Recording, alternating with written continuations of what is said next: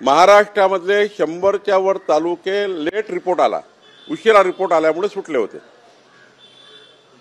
मी स्वतः जिल्हाधिकारी विभागीय आयुक्ताशी चर्चा केली, माननीय मुख्यमंत्र्यांनी चर्चा केली आणि सर्वात महत्त्वाचं काय, तालुके ॲड का झाले, माननीय मुख्यमंत्र्यांनी 65 मिलीमीटर पाऊस पडला तरच त्या ठिकाणी दुष्काळ जाहीर करा किंवा नुकसान भरपाई द्या असा जो आदेश होता तो मागे घेतला।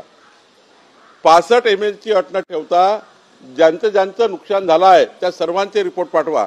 या आधारावर हे 100 तालुके त्या ठिकाणी नवीन ॲड झाले आहे। यांना पोटदुखी का आली विरोधकांना? जर शेतकऱ्यांना मदत होते तर विरोधक का त्याच्यावर आक्षेप घेतात आहे?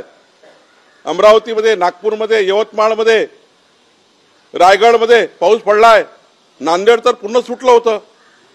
नांदेडमध्ये काल मुख्यमंत्र्यांनी बैठक या ठिकाणी सर्व तालुके घेण्याकरता सूचना दिल्या। अमरावती 8 तालुके सुटले होते, यवतमाळचे 4 तालुके सुटले होते।